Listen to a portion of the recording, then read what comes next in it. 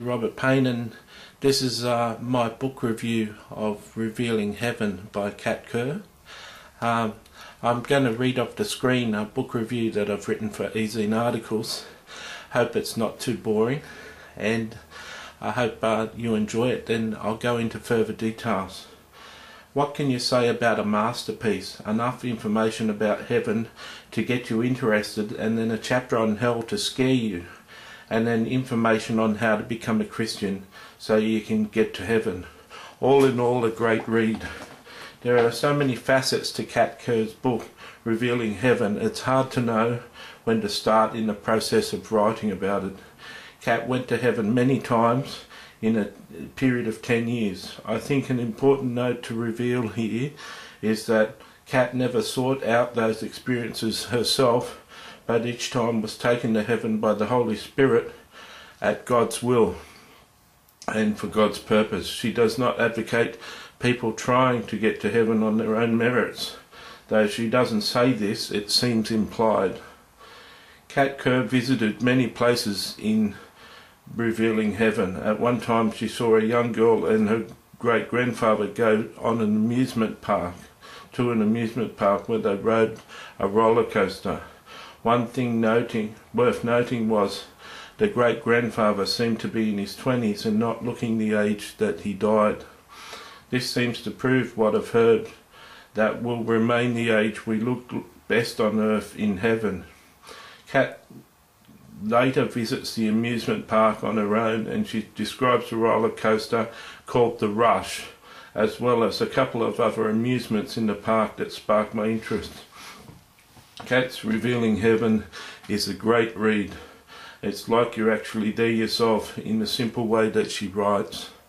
She takes her time arranging chapters to fit the right pace to introduce us to things, and the book was very enjoyable, leaving me turn right away to Revealing Heaven Part 2, which I ordered at the same time. When I read Revealing Heaven Part 1, I'd already heard it for free on the file on YouTube, but I wanted this precious book in my hands. Do you ever get a book that you don't want to leave your hands? Do you ever get a book that's so valuable to you that you must order further copies to lend to other people? Kat's book is like that. I have book 1 and book 2 with me, but I can't bring myself to lend them out and have to return to Amazon to order further copies. It's an amazing book. There's so many parts to the book. She talks on all sorts of things. She talks in chapter 1, God's design, earth is a shadow of heaven. She talks how earth is simply a dim shadow of what's available in heaven, and heaven is just an amazing difference to earth, just a whole lot better. Everything's greener, everything's brighter, everything's more colourful, everything's more beautiful. Life after death, the journey begins in chapter 2. She talks about how we leave our bodies and what's the process that happens after death, and what happens to us, how we're picked up by angels and we're passed on to heaven, how we enter heaven. Chapter 3, the angelic hosts, real personalities. She talks about some of the angels that she's met, the sorts of angels that she's met in heaven. Dearly departed living in the celestial city. She talks about life in heaven and what it's like for people who've just departed this earth.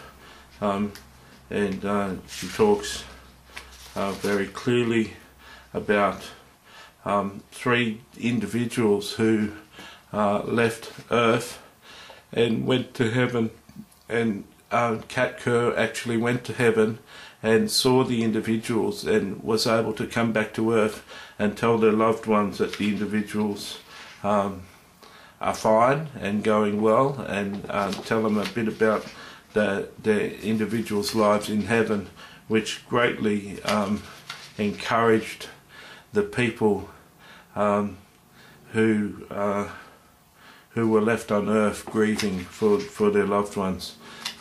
Each of these stories are told plainly and clearly by Kat, what she experienced, the vision, and then each of the stories she tells is followed up by a statement by the person concerned who'd lost a loved one. They say a statement about how Kat came into their life and what she had to say. Chapter 5 is about the portal, a place in heaven. I won't say too much about it, just save spoiling it, but a place in heaven where people in heaven can watch earth and earthly affairs and can watch over their loved ones. The face of a child, heaven's nurseries, is found in chapter 6. It talks about all the abortions and all the miscarriages that grow up in heaven. And if you've had an abortion or a miscarriage, there's a 100% chance that your baby's in heaven. And Kat suggests that you name your baby because they're waiting for the name. And heaven will give the baby a name, but will replace the name if you name your baby. That part about the babies is very interesting for a mother who's lost a child.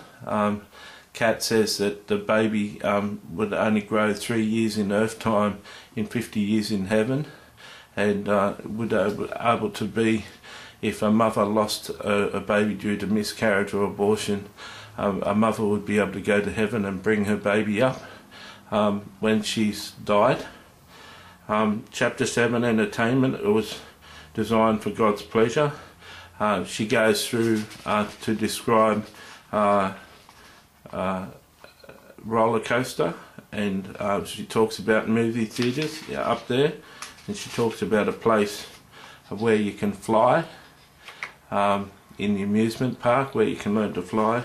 She talks about a place called the Hall of Nations where you can go and get a big surprise and change your national identity by looking in a mirror.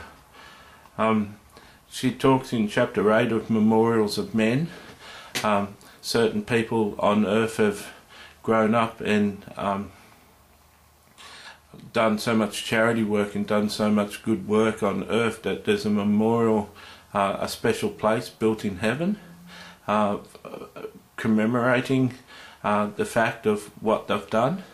And you'll be very interested in hearing that there might be a memorial built for you and what you've been doing on earth. No party in hell, only demons rejoice. Chapter 9 is about hell, and one part of found on page 107 I found particularly disturbing. It says, another form of torture used in hell is the stone tomb. They entomb you in a space barely high enough to stand and not wide enough to kneel or sit. It's the blackest part you have ever experienced, and it's bitter cold. Small spider demons that have human heads crawl all over you and scream blasphemies non-stop. The sound pierces your head again until you think you will go insane.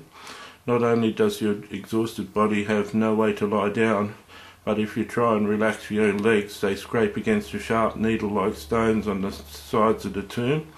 It is agony to have no rest and no water for your dehydrated body, which is already suffering in starvation pains.